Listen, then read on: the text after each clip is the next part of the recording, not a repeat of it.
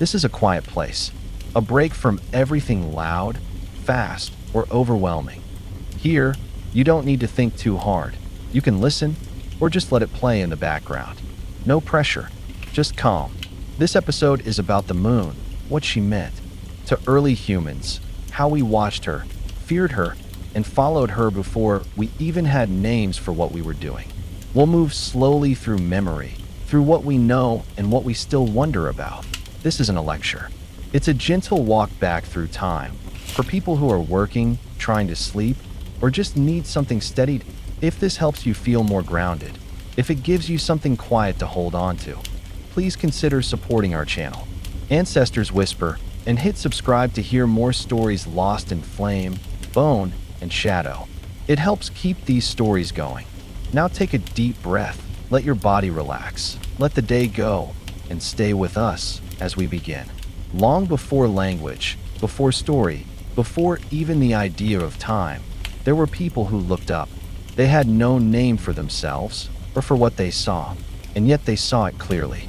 The sky was vast, silent, and endless. It was not something to study or name. It was simply there. And in that silent sky, something moved. The sun rose and set with force. It burned, flooded the land with heat and life and danger. Its presence was overwhelming, its absence immediate. But the other light, the one that crept across the sky in silence, changed shape, disappeared, and returned. That light was quieter, subtler. It arrived not in shouts, but in whispers. This was the moon, though no one called her that yet. She was not yet a goddess, or a calendar, or a myth.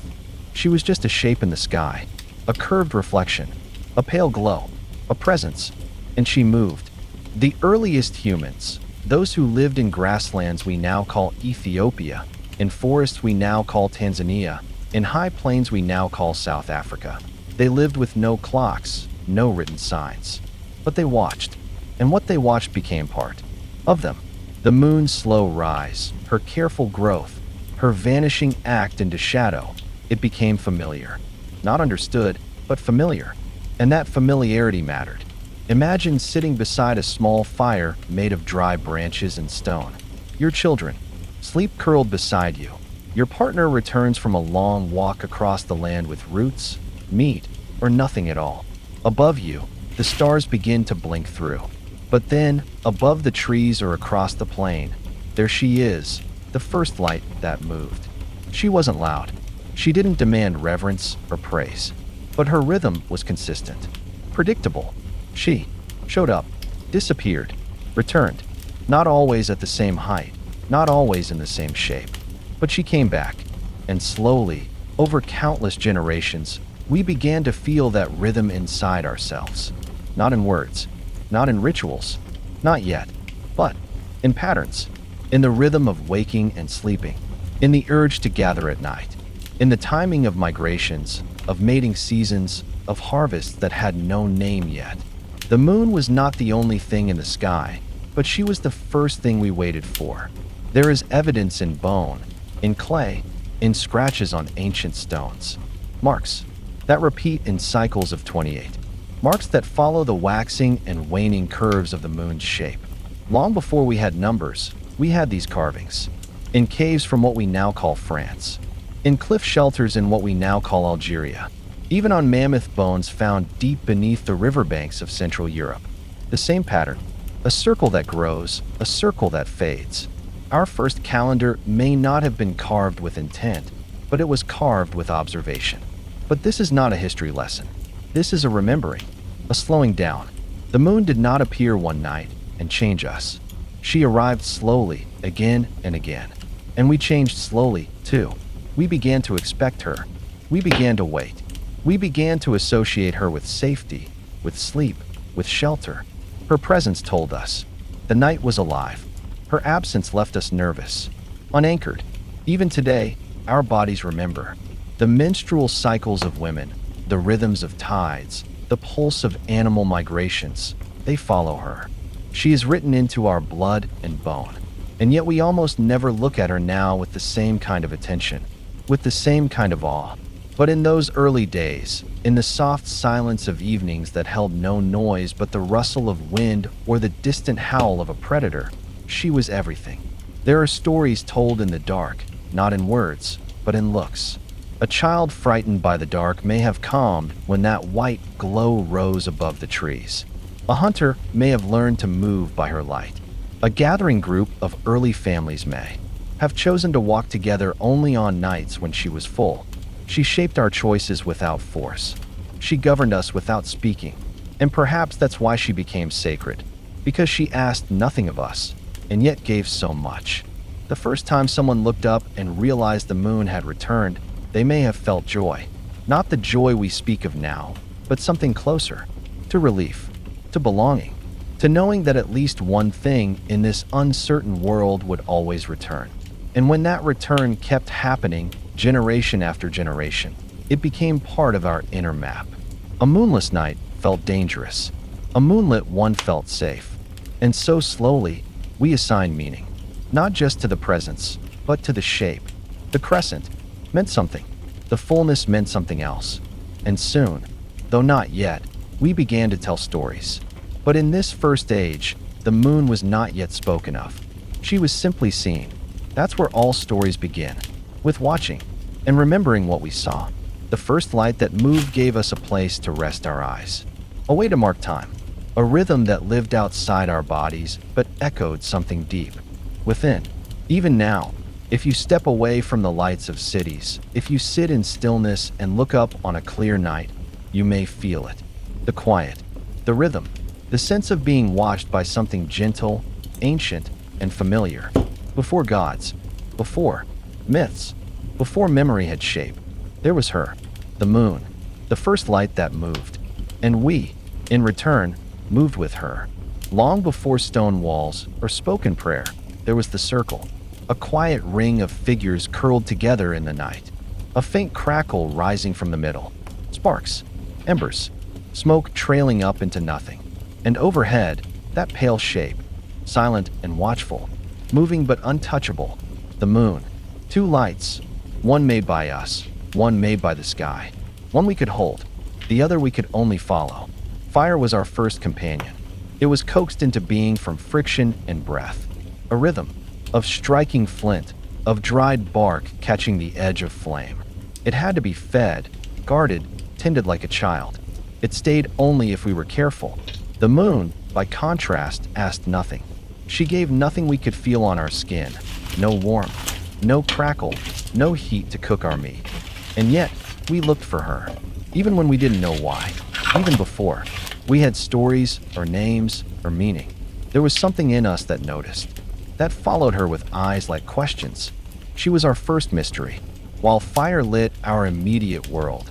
The shape of a sleeping child, the texture of a nearby rock, the teeth of the animal we had hunted. The moon lit the world beyond. She reached the hills in the distance, the path we might take tomorrow, the water we hadn't crossed yet. And together, the fire and the moon formed our earliest sense of time. By the fire, we learned how to sit, to stay in one place, to listen, to pass breath between people without moving from the circle. We warmed our feet, roasted roots, shared meat. We rested, but above us, the moon moved. She changed without our hand. She pulled shadows across the land. She disappeared, then returned. Not once, but again and again. And slowly, without words, without calendars, without counting, we remembered. We remembered that the moon grew and shrank. We remembered that she could be gone for nights, but then she came back. And this was the start of something more powerful than survival. This was the beginning of belief. Because fire taught us about presence, about now, about tending what's right here. But the moon, she taught us about cycles, about loss, about waiting, about return. We did not yet bury our dead with purpose. We did not yet mark months or years. But in the way we sat by fire and glanced up again and again, in the way a child would tug their mother's arm and point to that light returning to the sky, we began to form a relationship with memory. We began to link night with the past, to remember when she was full, to notice when she waned, to wait for her reappearance. And this This gentle act of noticing and waiting may have been the first story we ever told ourselves, because we did not know the moon's name, but we knew she came back. And so, as we scratched lines into bone, as we dabbed red ochre onto cave walls, as we mimicked the world around us with painted handprints and arc-like strokes, the moon was among the first things we marked. Her shape, her rhythm, her change. We carved her into antler. We dotted her cycle onto stone. We tried to hold what we could never reach. And alongside her, always, always, was fire. The fire crackled. The moon hovered. The fire flickered with change. The moon changed slowly, with grace. They spoke different languages, but together they taught us something sacred. That life is not still. That light changes. That even what disappears might return. And in those flickers and phases, we found reflection. We saw ourselves. The moon's full roundness reminded us of pregnancy, of the belly swelling before birth. The way she shrank echoed the way bodies faded with hunger. Her disappearance mirrored death. Her return whispered, maybe not everything ends. She became the first story our minds tried to hold. The fire taught us how to gather. The moon taught us how to grieve. And in the hush between them, we learned how to dream. You see, the fire kept our bodies safe. But the moon stirred something. In our souls, she reached places inside us we hadn't yet named. Places made of awe and ache, longing, wonder, stillness, hope. She was the opposite of fire, not in light, but in feel. Fire demanded attention. The moon asked for reverence. Fire made us blink and flinch. The moon made us soften. And night after night, for thousands of years, we returned to that rhythm. Flame below, moon above. Between them, our memory forming. Between them, the beginning of what it meant to be human. So when we speak of stories lost in flame, bone, and shadow, this is what we mean. Not just myths, not just gods or heroes, but the quiet understandings our ancestors found, while sitting in the dark, holding a stick to feed the fire, glancing up and seeing that shape in the sky, and realizing something is moving, something is watching, something always comes back, and maybe, just maybe, so will we. So now, let yourself rest for a moment. Close your eyes if you want. Breathe with the same slow rhythm as that ancient night, because the story isn't over. The moon is still rising, and there are more shadows to walk through. She vanished. Night after night, our ancestors looked up and saw less of her. The soft crescent thinned, then a sliver, then nothing. Only darkness above. No silver arc to mark the sky. And though they had seen this before, though they had sat beneath the blackness and waited for her to return, the fear still came. Because waiting is not certainty. And memory, when it first begins, is fragile. It holds shape like smoke. And even smoke can be swallowed by the wind. So when the moon disappeared, something ancient stirred in us. Not logic, not prediction, but ache, and awe, and dread. What if she didn't come back this time? What if the sky had finally eaten her? What if the thing we trusted, the shape we'd marked on antler, stone, and cave, had gone forever? There were no words yet for anxiety, no rituals for hope, but fear. Fear is older than language. And in that early darkness, it sat with us. It pressed into our skin like cold. It curled around the sleeping children. It made the fire feel smaller. The sky, after all, was enormous. And she, the moon, had been the only familiar face in it. Now she was gone. In some regions, places we now call Turkey or Kenya, or parts of the Danube Valley, the oldest carvings show marks that hint at this unease. Not just the moon's cycle, but the void between her appearances. 13 notches, then a blank, then one more. Some scholars say this is counting. Others say it's worship. But maybe it was neither. Maybe it was just the human heart, trying to understand what it could not control, trying to track the thing that left and returned. Because when the moon did come back, slowly, quietly, without warning, it was never the same. She returned as a whisper, a soft pale edge, not full, not bright, but a sign that something had survived. And when the first people saw that sign, they did not cheer. They watched, carefully, reverently, because she hadn't been taken. She had chosen to return. And that choice meant something. It meant that cycles were real, that endings weren't always final, that even in a world of predators, illness, death, and hunger, some things came back. But fear did not disappear. It evolved. The moon's phases became not just events, but omens. Her absence felt like punishment, her reappearance a gift, and slowly, the people began to tell stories. Not aloud, not yet with words, but through gesture, through marks, through firelit murmurings and bone etchings passed from one hand to another. They made meaning the only way they knew how, by seeing patterns. If the moon vanished the same night someone died, that meant something. If the moon returned just as a child was born, that meant something too. And thus, superstition was born, not as ignorance, but as love, as fear trying to protect us, as grief reaching for order. The moon became a kind of mirror. She reflected our hopes, our dread, our wonder. She was never just a light in the sky again. She was a being, not human, but alive, not close, but present, not explainable, but trusted. And with that trust came ritual. When she returned, people would gesture upward. They would carve lines in the dirt. They would lift their arms to her light. Not to praise, not yet, but to connect. Because her return was not just survival. It was rhythm. And rhythm was the first sign that life had structure. That the world had meaning beyond hunger and heat. In later years, far later, she would become a goddess, a protector, a symbol. But here, in this early place, she was simply the first thing we feared and then learned to trust. Imagine that. The first. Trust of humanity. Placed not in a person, not in a tribe, not in a tool, but in a shape that vanished from the sky and always came back. We do not know what names they gave her, if any. We do not know what thoughts circled through those early minds. But we know this. They watched her. They feared her. They waited. And when she returned, they changed. Not instantly, not with ceremony, but with stillness. They began to live with the idea that not all absence is forever, that something can leave and still return, that cycles are real, even when terrifying, that perhaps the world has a language, and the moon was our first translator. Now, as you breathe, think about this. The same moon hangs above you. She vanishes. She returns. And the ache in your chest, the wondering, the waiting, the hoping, it is not new. It is older than your name, older than your body. It is the same ache that sat beside the first fire, watching and whispering, I don't understand this light in the sky, but I want. There was a time when the sky was the only roof we knew, a time when shelter was not built, but found, in trees, in caves, beneath ledges carved by time and water.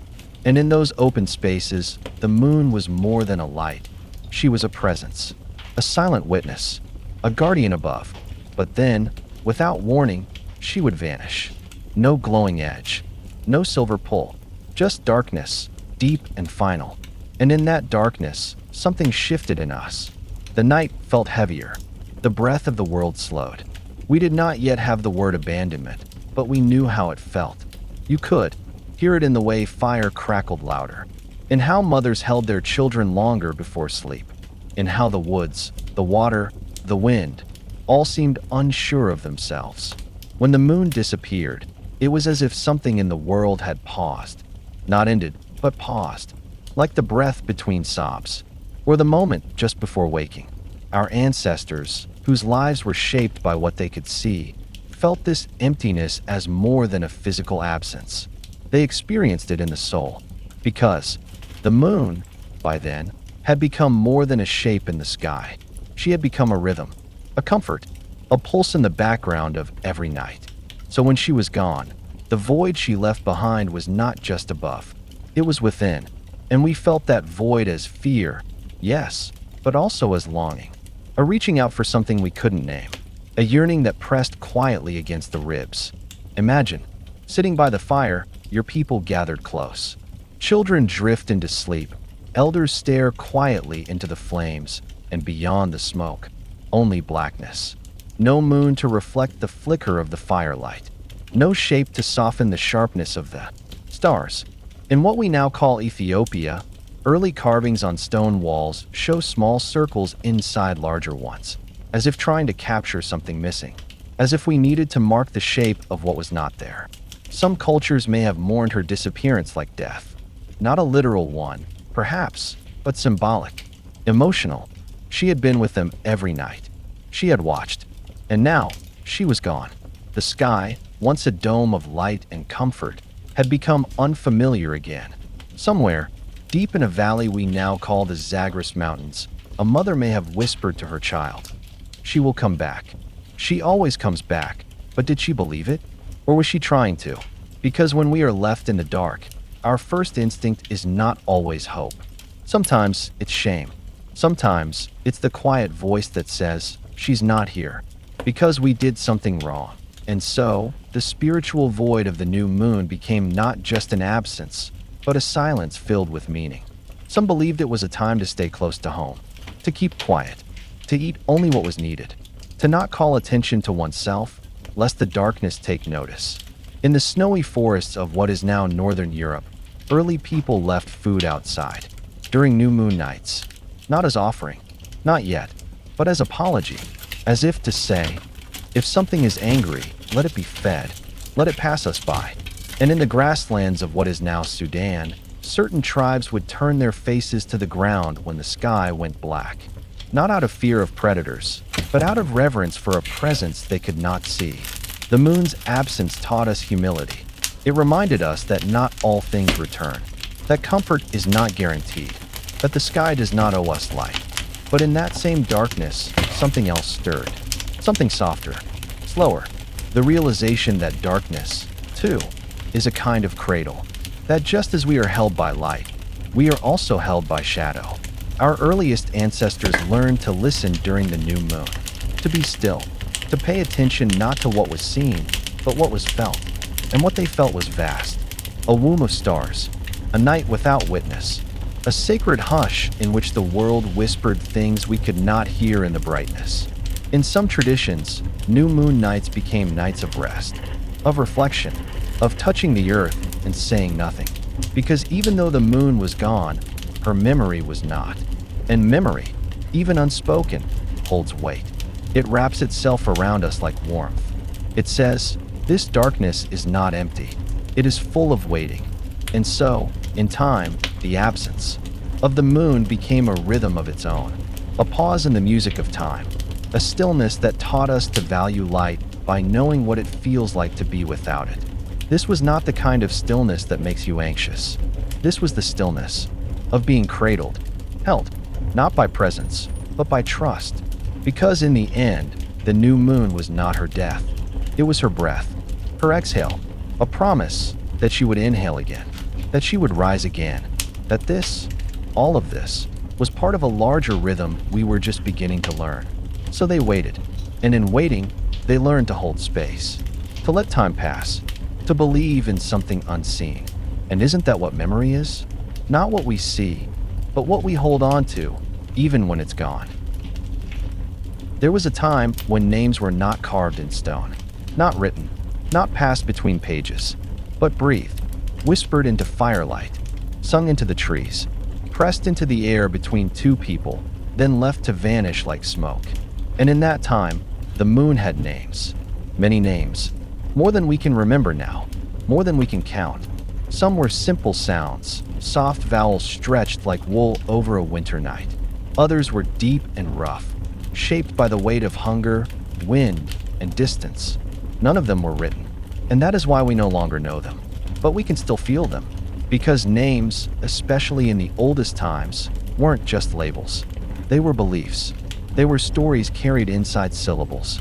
In the grasslands of what we now call Central Asia, some tribes may have called her aura, a sound that meant both light and womb.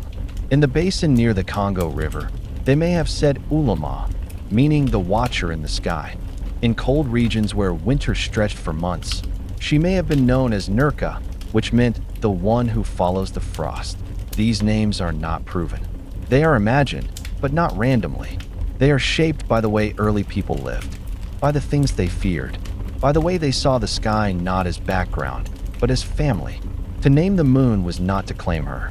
It was to respect her, to remind ourselves that we were part of something greater, that there was something above us, always watching, always changing, always returning. A name was a thread, one that tied us to the night, to the rhythm, to the awe, and every group, every tribe, every wandering band had their own thread, their own way of seeing her, of calling to her. Sometimes, the name was not even spoken aloud. It was hummed like the beat of feet on dry earth. It was drawn in ash on the shoulder of a sleeping child. It was embedded in the rhythm of a dance, never meant to be said, only felt. We think of language as what we can translate, but there are sounds that live outside translation. Try saying the name Haluma, softly, as if you're calling across water. You can almost hear it echo off ancient canyon walls. It could mean she who returns, or the one who sees what we cannot. Now try Naita, short and sudden. Maybe it meant danger, spoken on nights when the new moon brought silence and worry. And then there's Sarai, long and gentle, possibly mother of tides, or simply the listener. We do not know these names, but we know the need for them. Because to name something is to make it real, not for others, but for ourselves.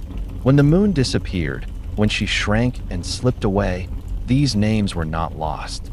They were whispered into the bones of the people who watched her. And those bones now sleep beneath the earth, in places we walk every day, not knowing the stories buried just below our feet. Imagine the echo of those names in caves we now call sacred, on cliff walls stained with ochre handprints, in valleys where no cities have ever been built, but where people once sang to the sky. Those names are still there, in some way, in the rhythm of lullabies, in the way we still speak of her today, as she nodded, as a presence, as something with feeling. Even now, we give her names. The crescent, the hunter's moon, the blood moon, the supermoon. But those are calendars, categories, descriptions, not soul names, not names whispered by fire, not names held in silence, not names we can feel in the chest when we close our eyes and think of night. Somewhere in what we now call Turkey, a stone figure sits in an open field. It has no writing on it, but its face is tilted slightly upward, and if you stand next to it during a full moon, the light falls gently on its weathered surface. We don't know what that figure was meant to be, but maybe it was someone watching, someone remembering, someone repeating a name over and over, a name that kept them safe, kept them still, kept them human. Maybe that's what naming really was, not a way to label the moon, but a way to belong to her. And though those names are gone, lost in flame, bone, and shadow, they still live in the hush we feel when we see her rise. They live in us, in the part of us that still remembers wonder, in the part that looks up and feels something stir. A name we can no longer pronounce, but still carry, somewhere, just under the surface of silence.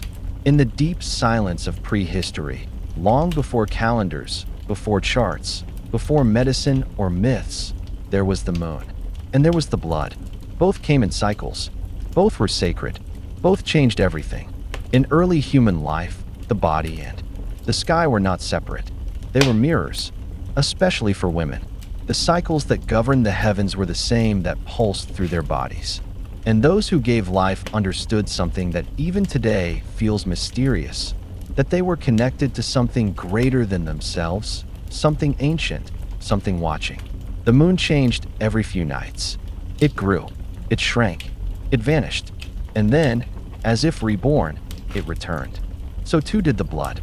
Predictable, mysterious, terrifying to some, divine to others. A sign of life, a sign of power, a sign of what would come. Across the early world, in what we now call East Africa, the Fertile Crescent, the steppes of Siberia, women began to notice a rhythm. They knew when to prepare. They knew when to rest. And they began to whisper to each other, not in written words, but in understanding glances, in shared knowledge passed by firelight. It was not biology. It was not science. It was memory. It was ritual. It was part of what made them them. Imagine a circle of women beneath the night sky. Some are elders, their time of blood long behind them. Some are young, experiencing it for the first time. Others rest, hands on swollen bellies, awaiting birth. Above them, the moon glows, Half full, maybe crescent, maybe bright and round. They sit in silence. Then one begins to hum. Another joins. There are no words, just rhythm. A rhythm that matches what is happening inside them. The pulse of the moon, the pulse of blood, the pulse of life. In many ancient cultures, we now believe the moon was seen as a grandmother, a teacher, not just for marking time, but for guiding inner cycles. There were likely ceremonies, sacred red cloths, herbal baths, chants, all aligned to the moon's phase. Women may have retreated together, not out of shame, but out of reverence, because something was happening inside them that the sky also remembered. We now know that the average menstrual cycle is roughly 28 to 29 days, just like the moon. Was this coincidence? To early humans, it was not. It was proof that the body listened, that the sky was speaking. That woman and moon were not separate at all. They were dancing to the same song. And so the moon became more than light. She became timekeeper. She became symbol. She became mother. Some early societies may have structured their first calendars not around harvest, but around bleeding. Each new moon marked a beginning. Each full moon, a culmination. Ovulation, energy, fertility. And over generations, women passed this wisdom through gesture and gaze, not as data, as feeling, as awareness, as power.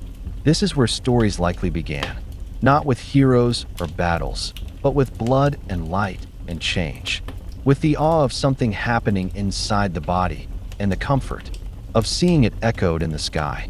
The moon watched. She always watched, and women looked up and saw themselves in her. During the new moon, when the sky was dark, women bled, and the world rested. During the full moon, when the light was strongest, children were likely conceived, and the world celebrated. Even in the bones we've found, from what is now France, or Jordan, or Western China, we see markings and cycles of 28, carved into ivory, scratched into stone, not random, not meaningless, a record of watching, a record of waiting, a record of becoming.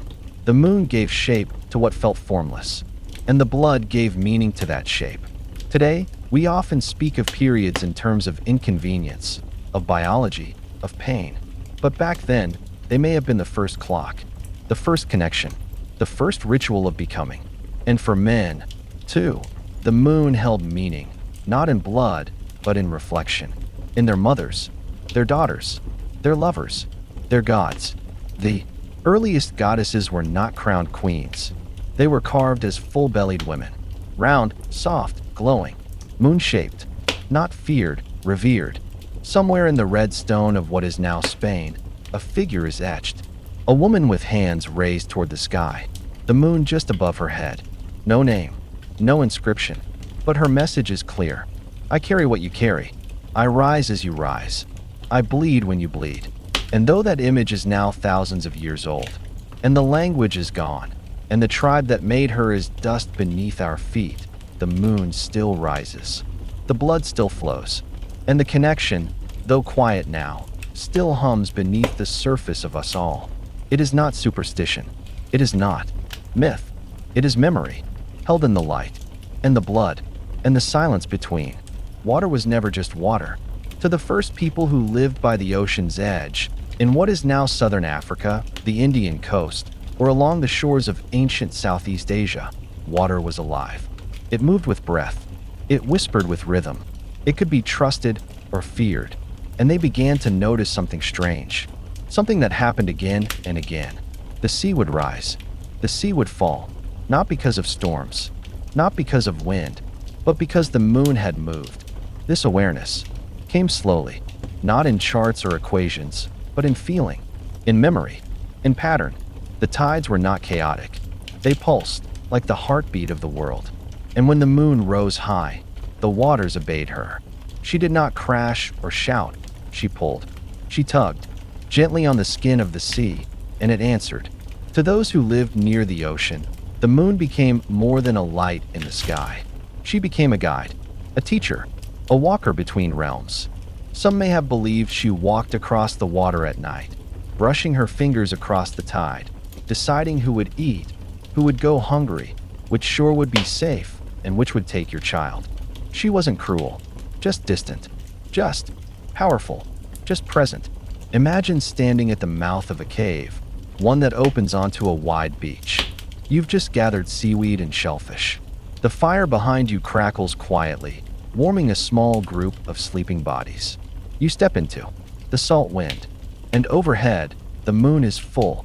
The tide is beginning to retreat, and you know, without ever naming it, that this is your window. A few hours later, the tide will return. But now you can reach the deeper pools. Now you can find the fish. Now you can survive. Over generations, this knowledge became rhythm. Communities began to move with the sea. They built their shelters above the floodline. They gave birth on the days when the tides were low and the moon full, believing perhaps that the waters of birth and sea were linked. And they watched the moon like a map. Some carved her into shells. Others placed stones to track her path. They did not do this to conquer the sea. They did it to stay close to her. She had become she who walks the water, the one who dances above the waves, the one who keeps time without speaking. In places like what we now call Papua New Guinea or the Andaman Islands, entire cultures shaped their migrations around the tides. Dugout canoes would not leave shore during a waning moon. Shell tools were only used when the water pulled farthest from the rocks. And fishermen learned, not from books, but from watching, when the moon was angry and when she was kind. She had moods, after all. Sometimes she brought floods. Other times, bounty. To the untrained eye, it was luck. To the people of the coast, it was listening. Even today, some of our oldest surviving human footprints found along estuaries in Africa or fossilized mudflats in Wales show that we walked together in groups just along the edges of the sea. Perhaps we were foraging, perhaps we were migrating, but always, the moon was there, pulling, guiding, never touching, but never letting go. And this rhythm went deeper than tidal pools. It shaped the rains, it shaped the harvests, it shaped our sense of return. Some oral traditions, passed down over 40,000 years in Australia's Aboriginal communities, speak of the woman who stirs the sea, a figure who brings both water and warning, whose glow reflects not just light, but memory. They knew something we're still trying to understand, that the moon doesn't just affect water. It affects us, our breath, our sleep, our hearts. We, too, are mostly water, and the same force that moves the oceans moves something inside us too. So we listened, not with ears, but with feet on the sand, with skin against the wind, with eyes watching her rise over the black waves. We followed the pull. We changed our habits. We shaped our calendars around the tides. And, slowly, over millennia, we wove her into everything. She was no longer just a moon. She was motion. She was rhythm. She was how we timed our lives. The sea was not a mystery anymore. It was a message, and the moon was the messenger. Even today, when the tide pulls back on a silent shore and the moon glows just a little too bright, you can still feel it. That ancient echo of people gathering shellfish, of fires burning above the flood line, of voices humming songs we no longer understand, but still remember somewhere deep inside. Somewhere, in a valley we now call the Dordogne, a hand pressed into cold stone. The cave was dark, deeper than night, deeper than anything the outside world could hold. But the people who came here were not afraid. They brought fire with them, and memory, and something they could not quite name, a desire to keep what passed from being forgotten. So they looked at the walls. They looked at the flickering shapes their fires made, and they began to draw, not with brushes, not with words, with fingers dipped in ash and ochre, with stones sharpened to a point, with instinct. And among the horses, bison, and shapes of wild game appeared something older. Circles, spirals, curves with no clear animal, patterns with no mouth, no legs, no teeth. What were they drawing? Some think they were phases. Some say they were calendars. But maybe, just maybe, they were her. The moon, remembered not as a face, but as a rhythm. 12 scratches beside a sleeping doe. 13 dots inside a spiral. A dark round hollow, carved so deep into the wall it never disappears, even now. Faces in stone. Not faces like portraits, but faces like feelings. Like the way a child remembers their mother's hum, even after forgetting her voice. These were not decorations. They were not graffiti. They were reminders. And they show up all over the world. In what we now call Turkey, the people of Cradled pressed their lives into clay, walls painted with red circles, bones arranged in patterns, entrances aligned with the sky. In the highlands of what is now Colombia, early tribes carved circular faces into rock shelters, each ringed with rays, each one looking up. In Ireland's Newgrange, a structure older than the pyramids, the great stone passage fills with light only during the winter solstice. Above its entrance, curved spirals, 3, layered over each other, like a moon waxing and waning, growing, and disappearing. None of these were mistakes. They weren't for show. They were ways to say, we saw her. We remember. Because memory, back then, wasn't kept in books. It was kept in bodies, in dirt, in stone. And as people moved, they took her with them. Not the actual moon, but their image of her. Their carvings, their stories, their soft, sacred repetitions. In what is now Australia, bark etchings and petroglyphs show cycles of the moon alongside footprints and wave lines.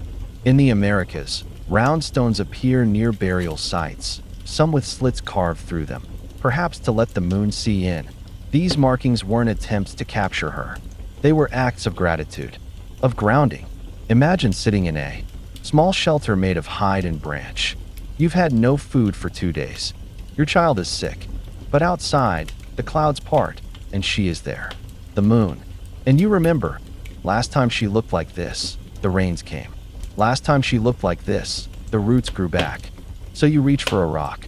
You mark it, a line, a circle, a symbol, not because you need to explain her, but because you don't want to forget. Even today, we do this. Children draw crescent moons without being told. We doodle spirals when we daydream. We hang symbols of her above our beds, on our necks, in our stories.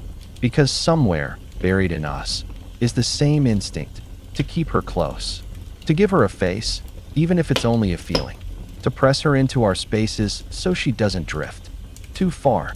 These ancient carvings, those faces in stone, weren't just art. They were early mirrors. They said, we see her, we feel her, and we want her to remember us, too. The night was not always a place of fear. Before cities, before time was divided into work and rest, the night was half of life. And when the moon was full, the world did not go to sleep. It stepped forward. The wind shifted over the grasslands, whispering through reeds and brush. And under her silver light, feet moved, soft and deliberate, dozens of them, men, women, sometimes children, all carrying something, sharpened wood, stone-tipped tools, nets woven from fiber and sinew. They were not reckless. They were ready, because this was the night of the first hunt. The moon gave more than just beauty. She gave clarity. In a world without fire beyond the hearth, her light meant the difference between waiting and moving, between hunger and hope. When her face was full, shadows melted from the trees. You could see the outline of a deer, the shimmer of fur in motion. You could track footprints in the soil, catch the glint of a predator's eye in the brush, or avoid the sudden twist of an ankle on a rock. And so our ancestors learned, not from books, but from bone-deep experience, that she was a guide, a lamp that hovered above, asking nothing in return but attention. Hunting at night was not always a choice. Sometimes the days were too hot. Sometimes the prey only moved after dark. Sometimes danger was easier to approach from the edges of silence. And in those times, the moon became more than a symbol. She became a partner. And when the hunt ended, whether with food or with failure, the people did something else. They sat. They sat by the fire, by the cave mouth, or under trees that had been there longer than stories. And they spoke, not loudly, not for drama, but slowly, for memory. They told the story of the hunt, not just what happened, but what it meant. They spoke of omens, of patterns in the moon's face, of a rustle that came just before the kill, of a bird that flew a certain way as they began. They connected what they saw to what they believed, and bit by bit, meaning grew. One story became two. Two became a pattern. A pattern became tradition. The moon was not just a light. She was a witness. Children would listen, their eyes reflecting the same glow that guided the hunters. They would learn not just how to track, but how to feel, how to sense the rhythm of the land and the sky, how to listen to their breath when they were too still, and how to read the silence between sounds. In what is now Tanzania, in the lands of the Hadza people, whose ancestors have lived and hunted there for tens of thousands of years, oral histories still speak of the moon as a companion during the night's movements, as if she walks with you, not behind. And in what is now Australia, Aboriginal Dreamtime stories link the moon to spirit journeys and cycles of renewal. Some say the moon chases the sun in endless longing, and her fullness is a sign of reunion, while her absence is grief. Elsewhere, in places we now call Mongolia, Siberia, Patagonia, and the Congo Basin, patterns of hunting align with moonlight. Lunar calendars were carved not for crops, but for movement, for knowing when the animals drank from the rivers, when birds shifted their nesting grounds, when fish came close to the shore. And always, the hunt was more than survival. It was storytelling in motion. The land told its tale, and the hunter listened. The hunter moved, and the moon followed. When the night ended, the people came back changed. They did not write it down. They did not draw it, but they carried it. In the smell of blood, the whisper of leaves, the sting of cold on their cheeks, they remembered the hunt. And that memory, when told aloud, became myth. Perhaps the very first gods were born this way, not out of temples, but out of firelight and moonlight, out of the space between effort and awe. Because when you survive under her gaze, when your life hangs in the balance and she is the only witness, she becomes something more. She becomes your keeper, your mother, your map. And so the next time the moon grew full, they prepared again, not just with tools, but with story. Each generation built on the last. The night of the first hunt became the night of 1,000 hunts. And still, the moon watched. And still, we told stories. Because that's what it meant to be human. To follow her into the dark, to return with something real, and to speak it softly to those who stayed behind. The fire had burned low, but it still held warmth. Its edges crackled softly, not in frenzy, but in rhythm. Just enough to light the faces leaning close. They sat in a loose circle, some cross-legged, others with knees pulled to chests. Their bodies, painted by flickering orange, breathed quietly beneath hides and cloths woven from reed or bark. The world beyond the fire was black, but above them, she floated, watching, silent, constant. It was during these moments, after the hunt, after the meal, after the work of the day was done, that something else came alive. Not an animal, not a god, not a tool or technique, but a story, not told to impress or to educate, told just to be held. The moon had been with them all night, or perhaps all month, sometimes growing, sometimes fading, sometimes hidden for days, and then returning like a breath you forgot you were holding. She did not speak, but they did, because something about her, in her glow, her rhythm, her refusal to be the same, asked for words. So they spoke. They did not have written language. No tablets, no scrolls, no books, but their tongues moved like water, shaping sounds from breath and memory. One would begin, slowly, as if asking permission.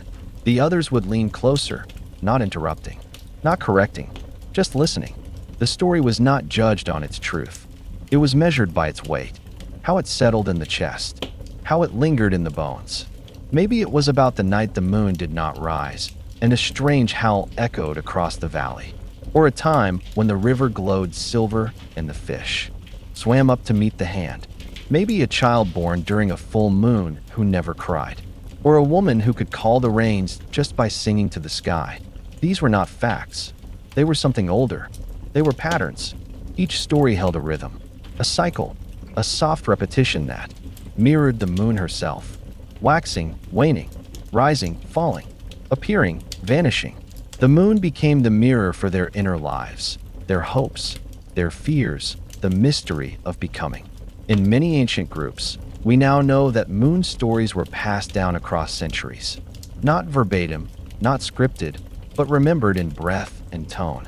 Elders would share them around embers, and the young would listen, not just with ears, but with full presence.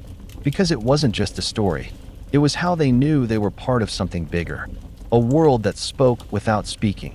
In the lands we now call Northern Australia, Aboriginal communities have told moon stories for tens of thousands of years.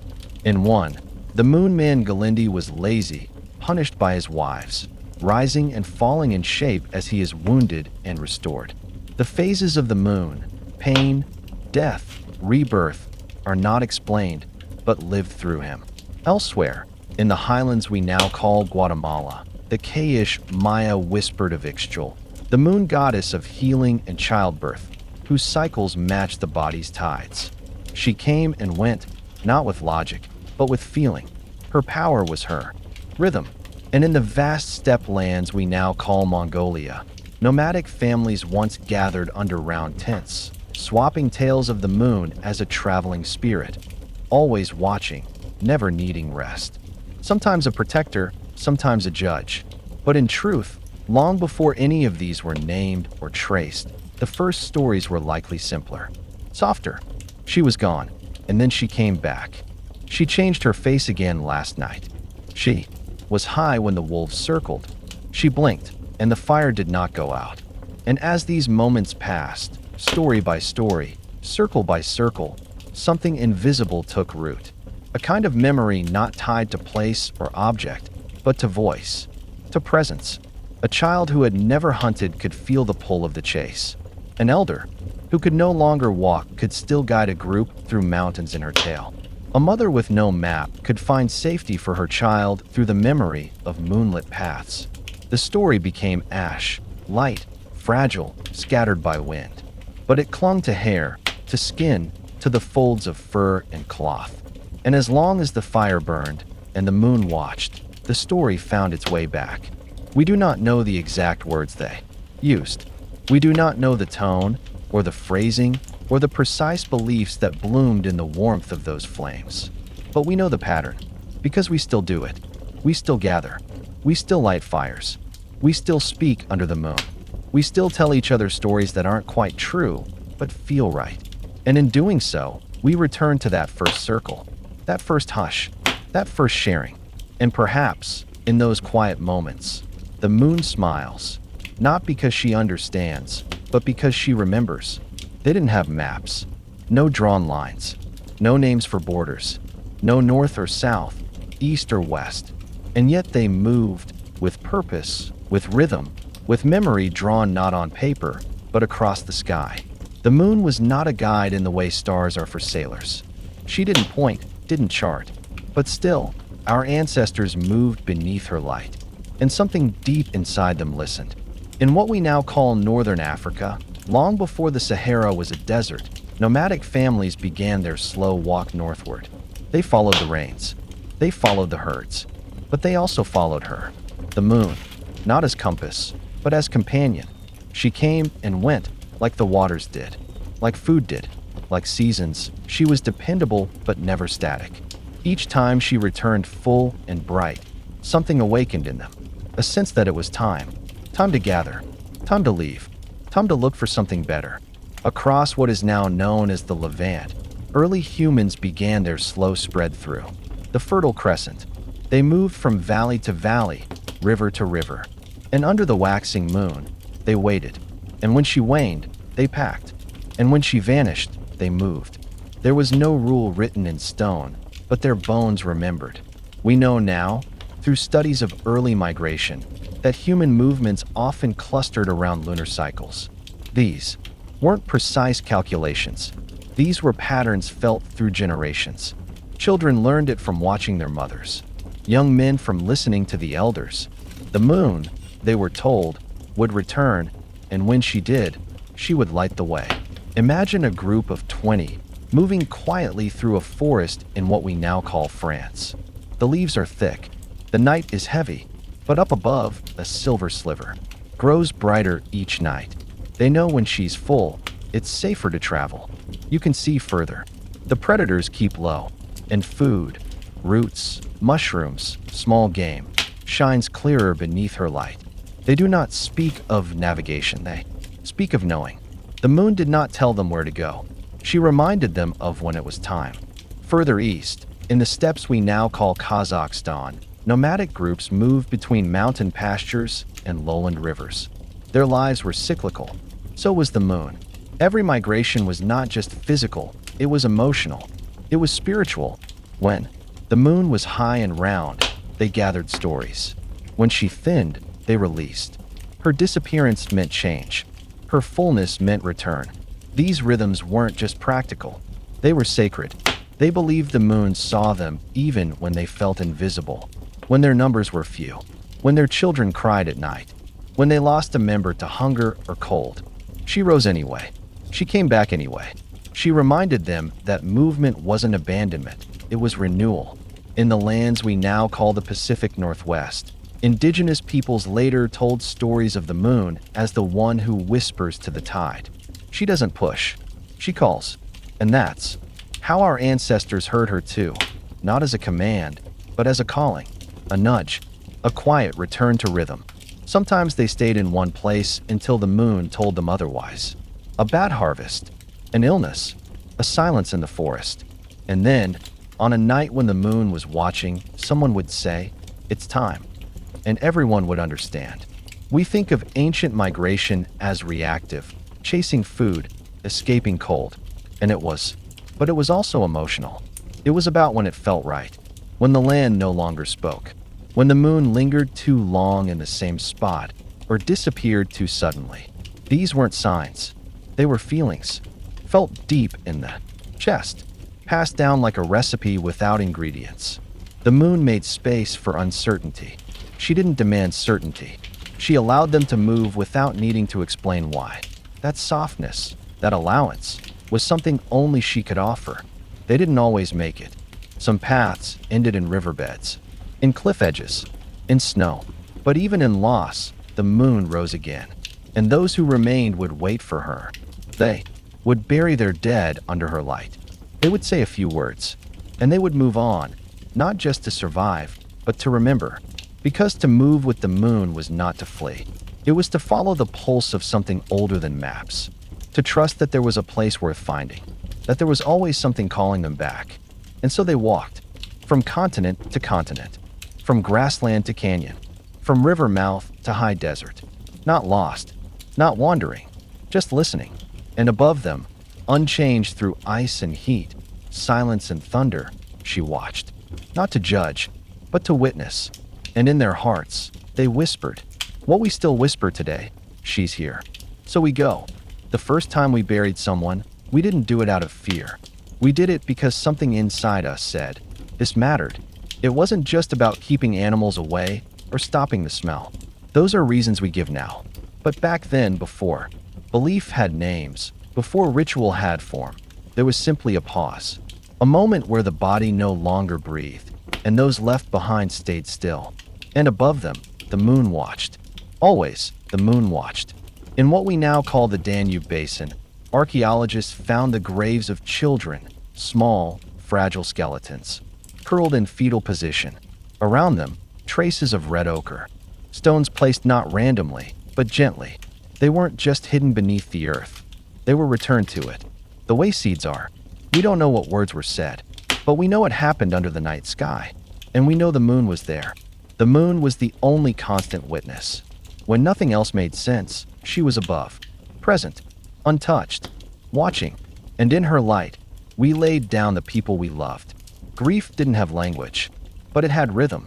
A rhythm the moon understood. In what is now modern-day Kenya, ancient burial mounds appear close to water sources. In high places, some were circled with stones. Others were left open to the air. But all of them faced the sky. And that wasn't a mistake. It wasn't for airflow or direction. It was because something in us believed the sky mattered. That being seen mattered. That the one who left deserved to be remembered by something bigger than us. We couldn't write their names, but we could give them to the moon. Grief was never something we rushed. Our ancestors sat with it, slept beside it, sang to it. Sometimes, they lit fires near the grave, not to cook or warm, but to mirror the light above. Fire below, moon above, and between them, the body of someone who once laughed, hunted, gave birth, or told stories by the river. In this stillness, grief wasn't something to be fixed.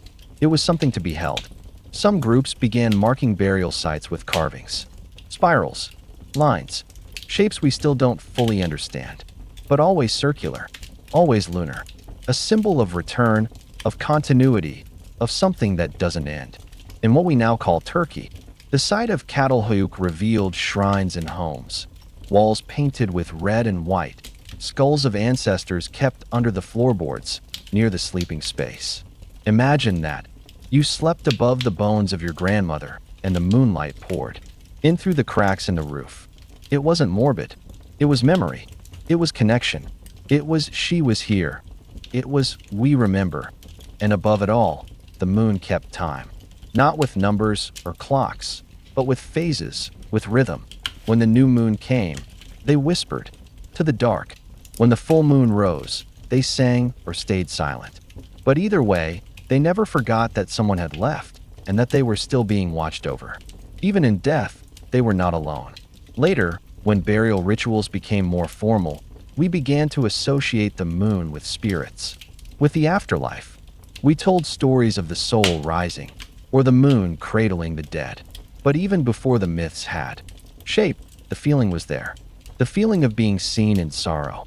When a child died, some tribes in what we now call Australia would point at the moon and say, "She'll carry him." No tombstones, no names, just sky, just belief that something up there still cared.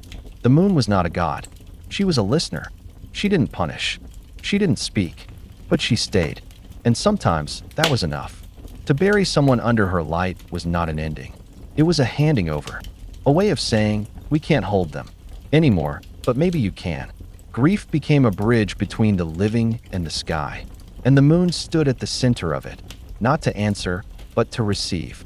That silent reception made us feel less alone. That soft light on a night of mourning was not practical. It was permission to cry, to remember, to say goodbye. In time, we began returning to those places, the burial grounds, not out of duty, but out of instinct, like visiting a friend, like returning to a fire that once warmed us. And in those visits, the moonlight once again reminded us, she's still here. So maybe they are too. We don't know how many names were lost, how many bodies returned to soil without record.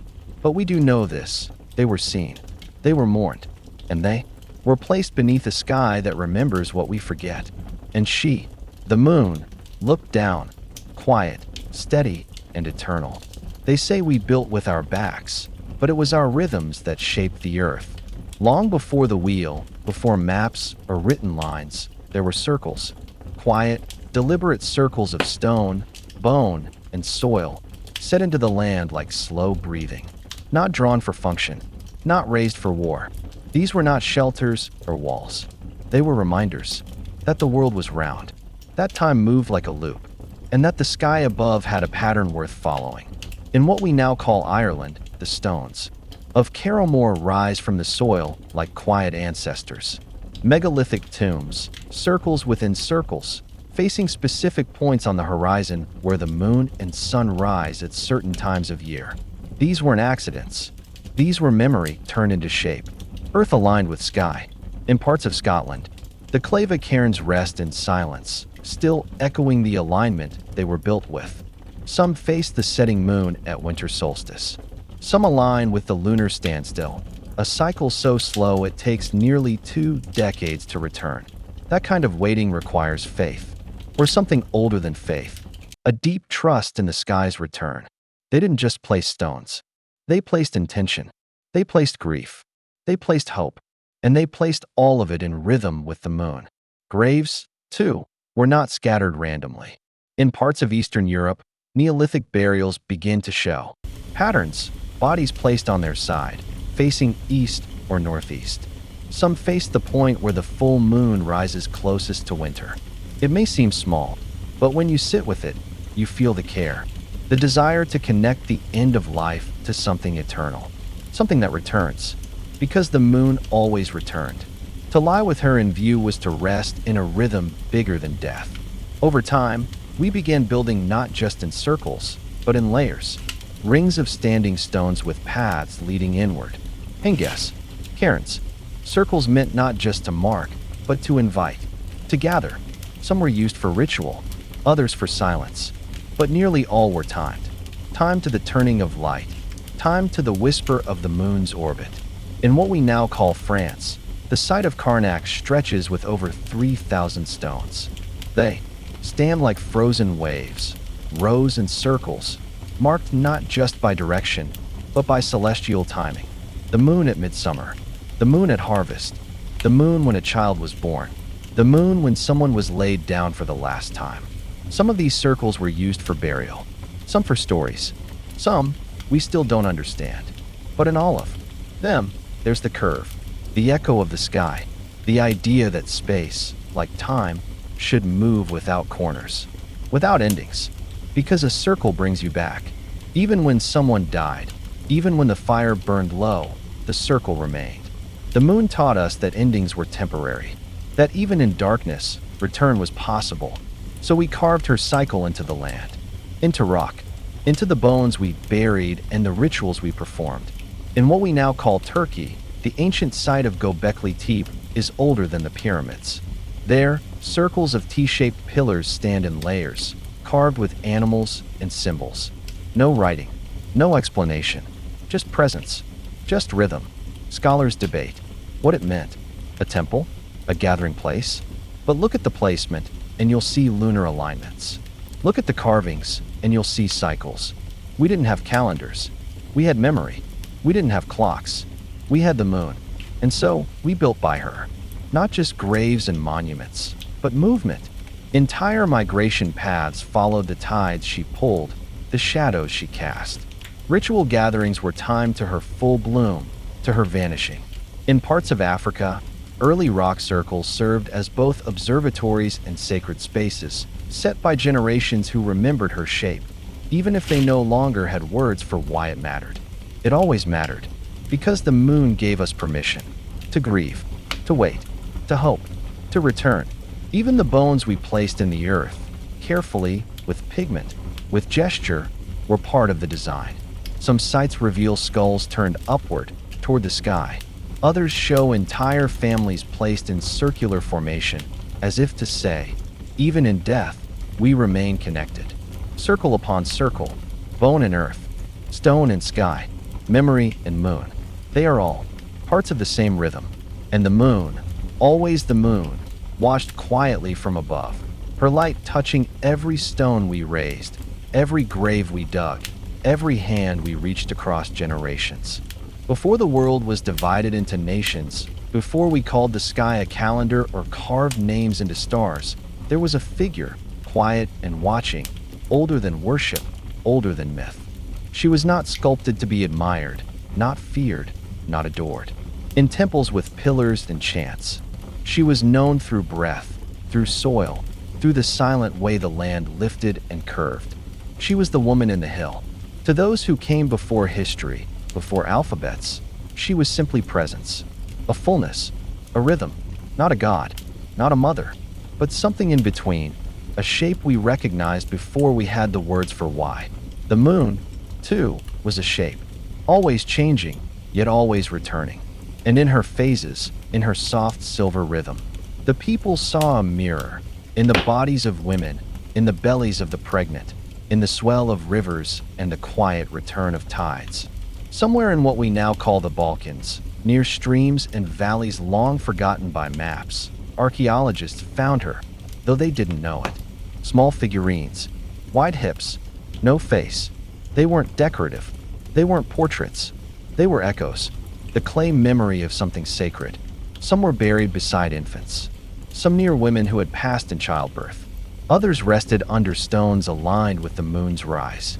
And all of them carried a circle somewhere, on the womb, on the chest, on the base, etched like a full moon remembered by hand. Not a religion, not yet, but a deep, collective knowing that whatever the moon was, she was not just light. She was continuity. She was return. She was the hill we leaned against, and the night sky that watched us do it. And when we gave her a shape, When we pressed her into stone or whispered about her by the fire, she was never far. The hill where children played, the cave where women bled, the place where the dead were laid under crescent shadows. In what we now call Cradled, one of the oldest known cities, a woman carved in seated form was found among layers of burnt offering and crumbled brick. She sat with leopards at her side, powerful, round, at rest. No halo, no crown, just presence. She was moon in memory. She was time marked in blood and bone. Later, she would fracture. In Sumeria, she would become Inanna, rising and falling from the underworld. In Greece, Artemis would hunt beneath her gaze. In China, Chang'e would ascend to her lonely palace of silver. Different names, same shape, same story. In the British Isles, a hillside figure of a reclining woman still stretches her limbs toward the sky. Some say she is Iron Age, others say bronze. But farmers long before those terms plowed their fields beneath her and called her the earth herself. What they didn't say, because it wasn't something you said, was that she was also the moon. That when the new moon vanished, so did she. That when the full moon rose, she returned. That even in grief, even in hunger, she kept watch. In the minds of those early humans, she wasn't above us. She was with us. A watcher, a rhythm, a breath of the world that never ended. And even now, in places no longer rural, under skies thick with light pollution, she still lingers. Sometimes in the stillness before a storm, sometimes in the silhouette of a hill at dusk, sometimes in the quiet ache of a woman who does not know why she feels ancient tonight. We have forgotten her name. If she had one, it's buried somewhere, beneath 10,000 years of dust. But the rhythm is still here, in your chest, in your blood, in the way you feel the moon, even when you're not looking at her. The woman in the hill was never lost. She only changed forms. She is the shape we return to when language fails, when grief needs company, when silence needs a companion. Now, rest with this presence. Let her be near, the way the moon is near, not in distance, but in memory. And when you're ready, we'll walk on. Long before numbers, long before a man stood beneath the sky and named the days of the week, there were watchers. They did not keep time by the ticking of hands or the turning of calendars. They kept it by breath, by soil, by the way the wind shifted through dry grass, by how the moon leaned just a little more to the left each evening, and, perhaps most importantly, by rain. For those who lived close to the skin of the earth, rain was not just weather. It was fate. It meant growth, or rot, hunger or relief, movement or pause. A life could be shaped entirely by the presence or absence of water. And the moon, always watching, always changing, seemed to speak of it. Not with words, not with certainty, but with rhythm. A crescent waxing just after a dry harvest meant hope. A full moon arriving after a dry wind meant storms. Not because they knew it, but because they noticed. In what we now call the Sahara, before it was desert, when it still held lakes, rivers, green, rock art shows figures with long arms raised to the sky. Some say they are dancing, others say they are calling. Perhaps both. Perhaps they knew that on the fifth night of her cycle, when she was neither new nor full, the clouds tended to come. Perhaps not always, but often enough to mark it with memory, with caution, with gratitude. Among the dying people in what is now the American Southwest, oral histories speak of the moon as a sign of readiness. The fifth night was a marker. If the soil cracked on the fifth night, water would follow. If the air smelled of stone or metal on the fifth night, winds would come. These stories were not predictions in the modern sense. They were patterns carried forward, lived in. The fifth night meant many things. It was neither the beginning nor the climax. It was the middle, just enough time to know whether to stay or go, to plant or wait, to watch the edge of the sky and see whether the clouds gathered like old animals returning to the fold. In the valleys of what we now call Turkey, near Göbekli Tepe, builders of the oldest known ceremonial site aligned some of their pillars to moonrise and moonset. Archaeologists argue about what that meant: religion, astronomy, ritual. But few argue about the weather, because they would have known it, not as science, but as repetition. You dig the earth 3 days after the first crescent. You do not travel on the 8th. You wait to gather mushrooms until the rain of the 5th. You tell your child to watch the ground, not the sky, and see how the ants move. Because sometimes they know better than we do. All of this came together slowly. Not in one place, not in one people, but as a wide web of knowing, passed by firelight, by gesture, by breath. A grandmother holding out her palm and saying, "Feel it." A father pointing at the moon and shaking his head, "Not yet." A hunter waiting just one more night because the herds drink more freely after rain. A child waking up and saying, "The 5th moon is wet," and nobody laughs. These aren't prophecies. They're memories. Soft ones, round ones, lunar ones. In what is now called India, early Vedic texts, some of the oldest written records. We have tie the moon's waxing to Soma, the sacred drink of the gods. Soma was collected with the rains. The rains came with the moon. The moon came with the 5th night. It wasn't just weather. It was preparation. Even today, farmers in parts of rural Europe still plant by the moon. They'll tell you they don't. Trust the apps. They trust their grandmother's bones. They trust the way the fog hangs in the orchard under the crescent. They trust what has been lived longer than it has been taught. In this way, the moon became something more than a light. She became a signal, not in the way of warnings, not with sirens or charts, but in the way of a friend you've known long enough to understand even when they don't speak. On the 5th night, something shifts. Not always, but often enough that it stays in the bones. People began to build around it. Rituals, rests, stories told only if the 5th night fell during a full wind.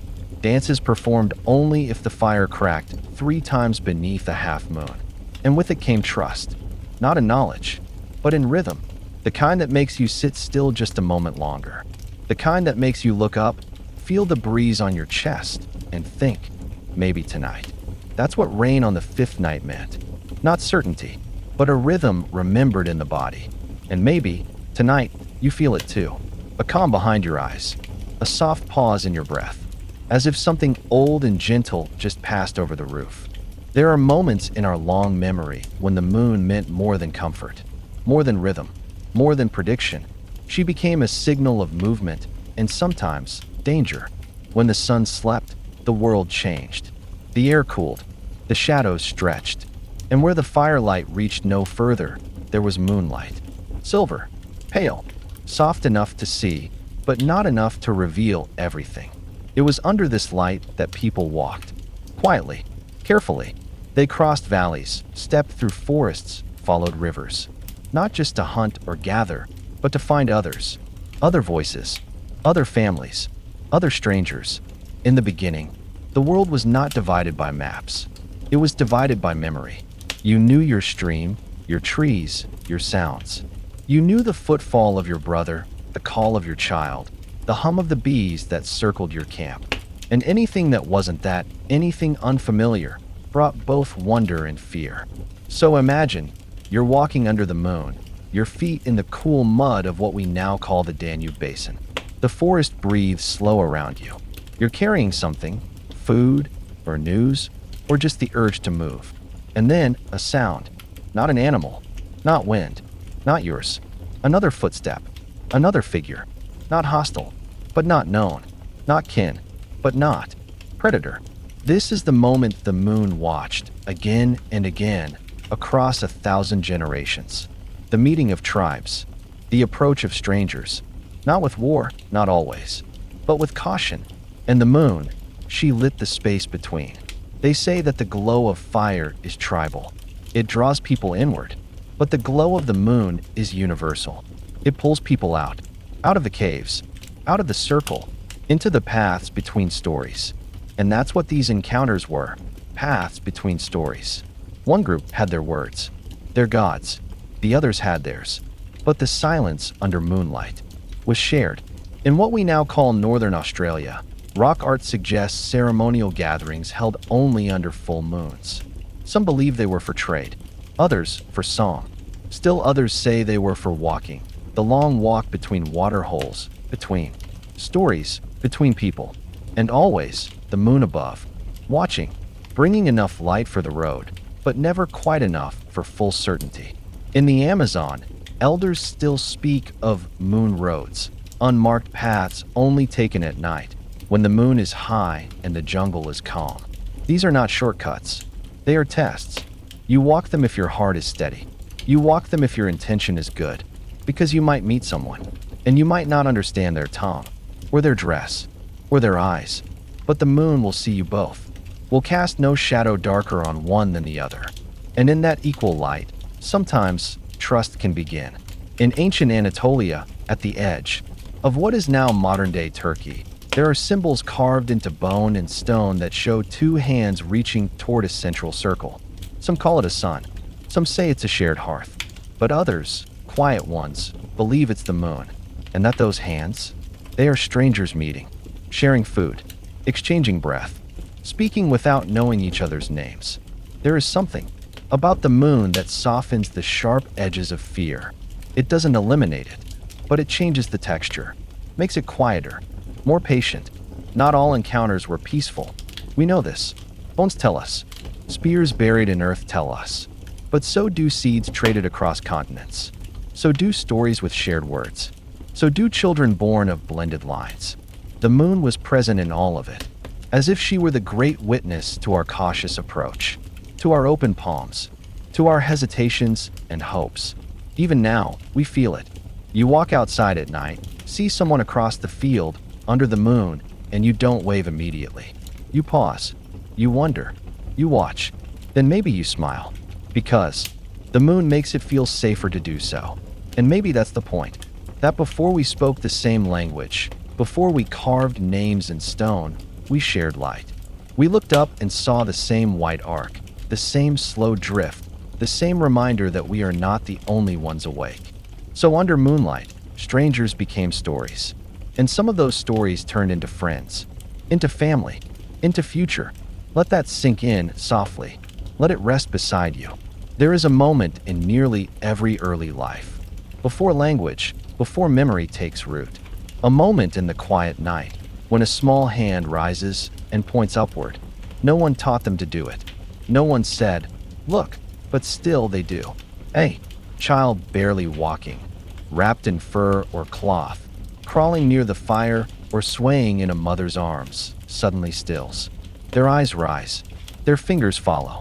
They find her, the moon. We don't know how long this gesture has lived inside us, but it is old. Older than story. Older than questions. It may be the first thing a child ever wonders about. Before a name for mother, before a word for water, there was awe. There was light. And there was the urge to say, somehow, there. Imagine a small group camped on the edge of what we now call Lake Turkana in northern Kenya. The night is warm. The stars are spilled across the sky. And above them, the moon, bright and full, climbing slowly. A child, barely two, lets out a sound. Not a cry, not a word, just breath with meaning. They point. And the others, the adults, they smile. Because they remember. They remember being that child. They remember pointing, too. You see, the moon was never just a thing in the sky. She was a mirror for wonder. And children are made of wonder. This part of the story isn't about the rituals, or the carvings, or the old myths passed between elders. This is about the children, the smallest ones. The ones who didn't yet speak in symbols, but still knew something sacred when they saw it. Across what is now Mongolia, Ice Age carvings show circles inside circles. Some say they're moons. Some say they're eyes. But what's remarkable is this. They're low on the walls, where adults would stoop to carve them, or where children could reach. Some believe those hands, those earliest markings, were children's, because they had seen something, and they wanted to remember it. In Aboriginal Dreamtime stories, the moon is often spoken of in relation to children, a being who watches over them, who follows them, who plays tricks, sometimes, but who always returns. Even now, in villages and cities across the world, if you watch closely, you'll see a toddler held by a tired parent on a balcony or rooftop.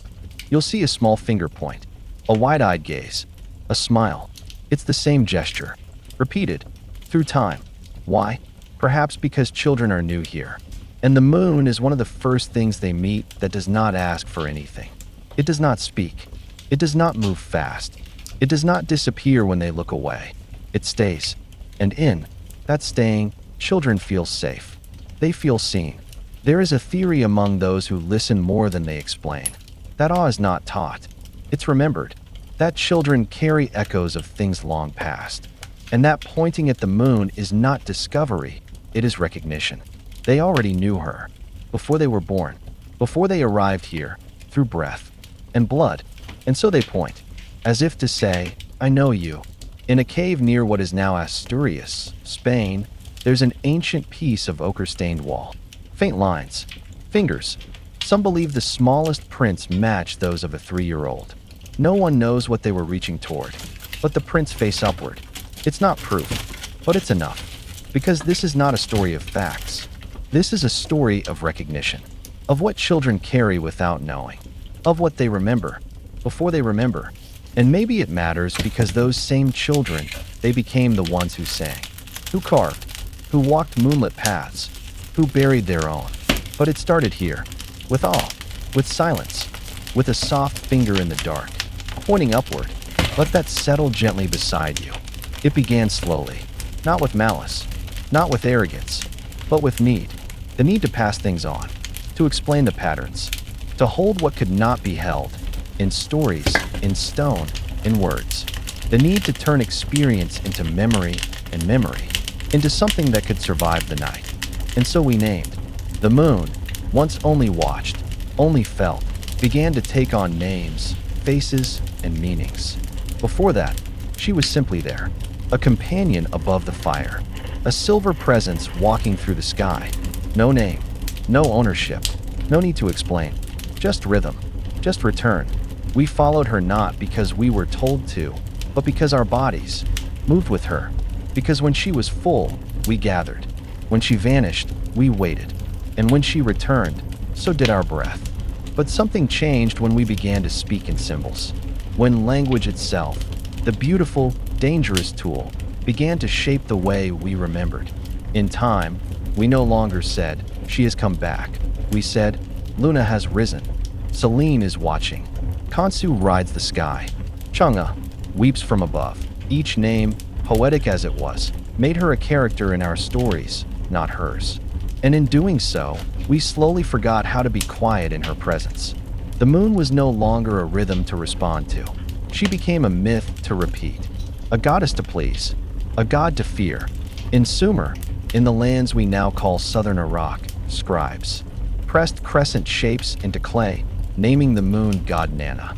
He was a keeper of wisdom and time. But more than that, he was now something that could be drawn, petitioned, prayed to. Not simply honored, but directed. In Egypt, she was Kansu, the traveler, a name for the silver path across night, the movement through dreams. Yet Kansu's temples became places not just of reverence, but of bureaucracy, calendars, offerings, routines. The moon became part of religion, not of relationship. In the early Greek world, she was Selene and later Artemis. Beautiful, mysterious, but now defined. She was drawn in robes, given a chariot, made divine by art, not by all. And in doing all of this, we did what humans have always done when we are afraid of losing something.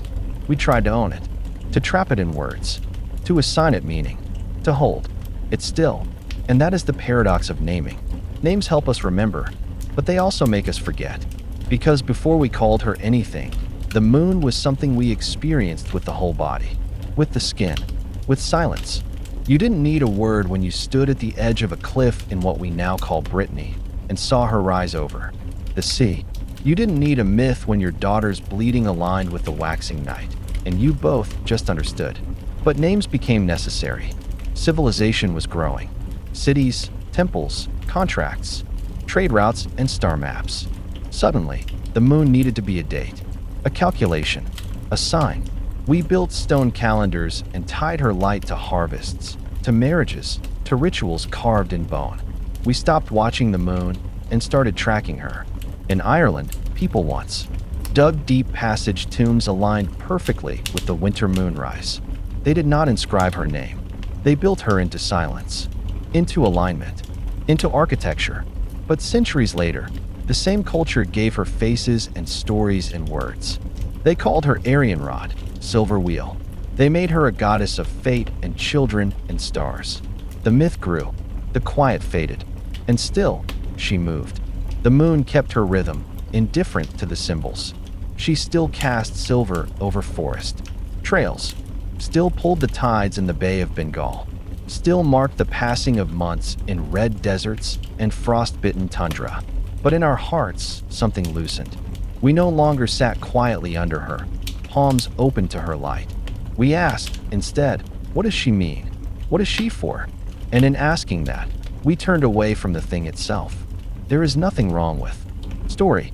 Stories are how we survive, how we share, how we remember the ones who came before.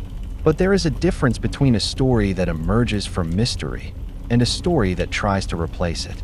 The moon never asked for a name. She never asked to be turned into a goddess or a god, or a symbol of love or madness or purity. She simply was, and still is. In many places now, her names are printed in textbooks. She's measured by tide charts and telescope logs and scientific instruments. We understand her better than ever, but feel her less. And yet, every now and then, someone steps outside at 2 a.m. alone. They don't check the phase on a phone app, they don't name what they see. They just look up, and they remember something they didn't know they forgot. Not a story, not a word, just a presence. That, too, is the moon. And she is still here. There was once a river, not the kind mapped on modern satellites or studied in geological surveys, but a river known by breath, by footpaths, by silence. It ran through what we now call the Anatolian Plateau, or perhaps it ran through a different place entirely. Time does not keep careful records where rivers once lived. This river had no name we can remember, but the people who walked beside it, barefoot and quiet, did not need one. They knew it by its rhythm, by its chill in the morning, by how the frogs went still when the moon was full. They built nothing permanent on its banks. No walls, no graves, no monuments of stone, but they left something behind, something deeper than any carving, a memory passed only in bone and dream, that this river once held the moon in its arms. On clear nights, she would rest in its surface, perfectly mirrored, like a second sky turned soft, and the people would sit near the edge and say nothing. There are no myths recorded about this river, no lunar gods tied to its current, no goddess born from its spring, but the moon was part of it. And they, the watchers, the wanderers, knew that.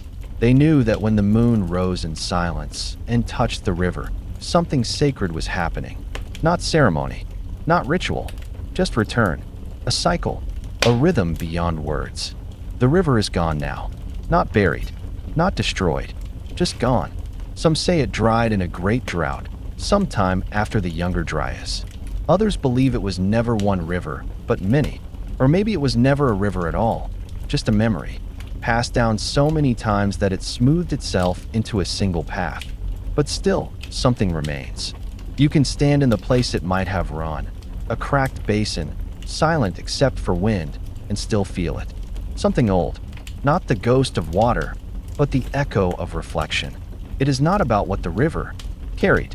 It is about what it held, how it made space, how it let the moon be seen. The moon did not need the river. She had sky. She had stone. She had millions of eyes watching her over time. But for a while, in that place, she had stillness. She had water that did not distort her. She had watchers who did not interrupt her silence with prayer or name. Only breath, only stillness, only presence. And that may be the greatest form of reverence we've ever given her. What happens when something that's sacred disappears? When the mirror vanishes, but the sky remains? Do we forget? Or do we begin to reflect her in other ways? In children's eyes, in polished bowls of ceremonial water, in stories told at dusk when the world goes quiet, in our own inner tides, in the cycle of emotion, of longing, of return. The forgotten river teaches us this, that not all reverence is recorded. Some love, the oldest kind, leaves no mark except in rhythm. And in every rhythm that returns, she is still there. Some say memory is like a stream, that we dip into it, that we carry its waters forward. But some memories are like the river that dried. They exist only when we become quiet enough, still enough, to let the moon return to us. She does not knock. She does not call. She does not need our voice. She comes to the still surface, to those who wait without needing, to those who remember without trying. And so, tonight, wherever you are, you may be far from rivers, far from mountains, far from the old silence that once lived beside the banks. But you are not far from her. The same moon that floated in that river rises now above your roof, above your street, above whatever life you're living. And if you are still, if you are very, very still, she will find you again. We have followed her through darkness and fire, through water and dust, through carvings and ash, through the gaze of a child and the silence of a river. And now, after this long, slow journey, we are back where we started. Not in a time, not in a place, but in a feeling. The moon before we knew her name, before we tried to explain her glow, before we traced her in stone or told myths in her image, before we used her light for timekeeping or travel or shaped gods from her curve. Before all that, there was only this, a light in the sky, moving, changing, returning, as if she were watching us, as if she knew. She never told us what she was. She never demanded anything. She simply returned, again and again, and we followed, not because someone taught us to, but because something deep inside us remembered how. Before civilization, before language, before belief, we watched, we feared, we followed. In the beginning, she was not a moon. She was a mystery, a rhythm, a presence we didn't know how to hold, but couldn't ignore. She pulled us from our caves just to watch her rise. She quieted our breath just to remind us we were small. And she lit the way forward when we didn't yet have words for direction. The moon was one of the first things we trusted. Before, we trusted each other. Before we trusted gods. Before we trusted fire. She showed up, even when nothing else did. Even when the earth shook, and the animals fled, and hunger hollowed out our chests. She came back. Even when she disappeared, she came back. And so we made room in our minds, not just for her glow, but for what it meant. We began to expect her return. And in doing so, we learned to expect anything's return. Seasons, fertility, rain, calm. She taught us the concept of again, of cycle, of hope, not by telling us, but simply by being. Now, thousands of years later, we do not gather in circles just to watch her rise. We do not hush our breath at her glow. We have measured her, mapped her, walked upon her surface. We have machines that can predict her every move. Satellites, formulas, codes. We don't need to wonder anymore. But maybe that's the loss. Maybe what we lost wasn't knowledge, but the feeling of not knowing and loving her anyway. We no longer pause in awe when we see her above city streets. We no longer tell stories about why she disappears or what it means when she returns. We have given her a name, but we have forgotten how to feel her. And yet, some nights, she still finds us. She reaches through clouds, slides through glass, touches the skin of someone awake at 3 a.m. She does not need an open field, or silence, or belief. She only needs a moment when someone looks up and remembers, not with their mind, but with something older, something deeper, something before language. The part of us that existed when we were not yet people, only watchers, only wanderers, only wonder. So what is left now that we've walked this long way together? What remains now that the story circles back? It is not history, not fact, not myth. What remains is feeling, the soft gravity of her presence, the memory of return, the sacredness of something that shows up without needing praise or name or explanation. What remains is what she always gave us, a place to rest our attention when the world became too loud, a rhythm when life felt too random, a glow when we forgot we were part of something larger. And so now, in this last moment, you don't need to remember the dates, or the carvings, or the tribes, or the rituals. You only need to know this: you are still the one who watches, and she is still the one who returns. Breathe slowly now, not because this story is over, but because it never really ends.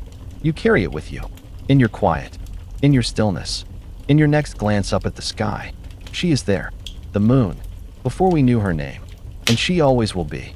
This has been Ancestor's Whisper. Stories lost in flame, bone, and shadow. Thank you for listening. Rest well.